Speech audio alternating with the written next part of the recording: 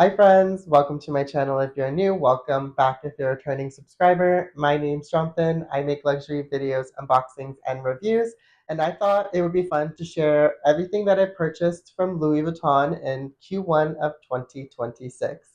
So let's get into it. Before I get started with today's video, I would really appreciate it if you can hit that like and subscribe button. It really does help my channel grow. I make videos every other day on Louis Vuitton content, unboxings, reviews, you name it, it's here on this channel. So if you like that kind of content or simply want to see more of me, then definitely hit that like and subscribe button. And without further ado, let's get into today's video. So I'm pretty sure in my luxury wish list video, I was hoping 2026 was going to be a really low buy year. However, Louis Vuitton just knows how to pull me in each and every single time. And it's been proving that Q1 has not been as low as I thought it would be. So I figured I would share with you everything that I've purchased in Q1 of 2026 with prices and whether or not I could have waited to purchase them. So let's get started. So the first item from Louis Vuitton that I purchased in 2026 is going to be none other than my Nano Speedy in the Murakami collection. Obviously, I wanted this bag from the 2025 launch. However, given the fact that this bag is readily available on the Louis Vuitton website right now, hindsight being 2020, I should have just made peace with it and let the bag be, just because I've only worn this bag one time. Granted, Q1 is the winter months here in Canada, so obviously I wasn't going to be able to experience this bag to the fullest. But that being said, because this is a summer bag, I could have waited until Q2 or Q3 just because I have only, like I said, used the bag once, and I did pay 3,390 Canadian dollars for this piece. The next piece that I picked up is again going to be from the Murakami line, and that is going to be my toiletry pouch 19, and I did pay around 1,300 Canadian dollars for this piece, and I absolutely do not regret this purchase just because this was not a silhouette that Louis Vuitton offered in the first re-edition. So to have this in the re-release in 2026, I absolutely needed this. I use my Monogram Toiletry Pouch 19 constantly, so I'm so excited to start to use this one in the summer. And I don't regret purchasing it when I did, just because this one has not restocked on the website. At least I haven't seen it restocked. So I'm so happy that I was able to secure this piece, and I know I will get so much use out of it in the summer. The next three items I purchased in late January and early February, and that is going to be my three pocket organizers from the Confetti collection. Honestly, these were $757 each, and hindsight being 2020, I probably could have just picked my favorite one or two, and I didn't need to get the entire collection. And if I had to pick my least favorite out of the three, I think it would be the blueberry one. Absolutely love the pistachio and the monogram colored one, just because the pistachio color is something that I don't necessarily have too much of in my collection. I do have a lot of blue pocket organizers, as well as I love the monogram one just because the monogram brown with the pops of color I absolutely adore. And so hindsight being 2020, I probably could have just waited and picked up one or two of these and didn't need to pick up all three. The next item again was another pocket organizer, and this one was around 757 Canadian dollars.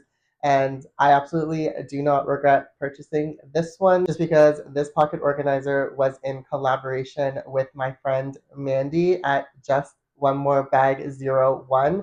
So we both have matching pocket organizers, and I absolutely loved this one specifically because I loved the gradient aspect to it, as well as I don't have a purple pocket organizer in my collection, so I thought it was fitting to add that color onto my display. So at the end of February, I picked up this guy. It is another pocket organizer, and this one is in Python leather. absolutely love the scaling detailing on this pocket organizer, and I did purchase this one for about 1,600 Canadian dollars. The reason why I went for this one is this is my second exotic piece, and at the time I was watching the traders, and the individual who won the traders was a huge snake fan. So I thought it was fitting to get this one and add it into my collection, as well as I'm trying to diversify my pocket organizers so that way I have a little bit more leathers and exotics now, just because majority of my collection is canvas. And I thought dipping my toes into more exotic leathers would be super cool, and I definitely do not regret adding this one into the collection. So the next item that I purchased is going to be none other than my popcorn bag. So I paid around 2,000 Canadian dollars for this guy, and absolutely do not regret it. I have yet to wear this piece, but I will be wearing this bag next week to the Devil Wears Prada 2 premiere, and that is essentially why I purchased this bag. At the time of this being released, the Devil Wears Prada trailer had released, and I was trying to figure out what I was going to wear to the premiere. And so when I saw this bag, I thought it was super fitting just because it is a movie premiere, it's popcorn. Absolutely love it, as well as my family loves this snack. We always have popcorn in the house. So thought this was super cute, and I cannot wait to wear this at the premiere. Moving on to March, and that is when I was able to receive my Sweetie P9, and I paid $13,786 for this bag. And then shortly after purchasing the bag, I did buy two bandeaus to put on the handles, and those were around $350 each. And then obviously I had to add a Louis Bear to the bag, and that was $1,988.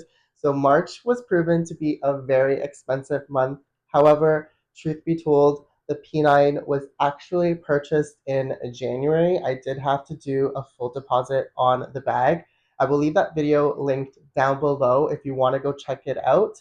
However, I did have to put a full deposit in January, but I'm counting the spend money in March just because Louis Vuitton could have canceled my order and refunded me should they not be able to make the bag. But thankfully, they were able to, so that is why it's included in March. And the last two items that I picked up from Louis Vuitton in Q1 2026 are going to be this denim pocket organizer from the men's floral collection, as well as my new fragrance, Ombre Levant. So I did pay $970 for the pocket organizer and then $590 for the fragrance. Absolutely love the pocket organizer. This denim shade is amazing, as well as the embroidery detail on the flowers is impeccable. And I was really looking for a new fragrance this year, and my client advisor suggested this one. It is their new scent, and I absolutely love it. She gave me a sample to try out before I purchased it, and I ended up using that sample within the week. So obviously had to pick up a full bottle of this.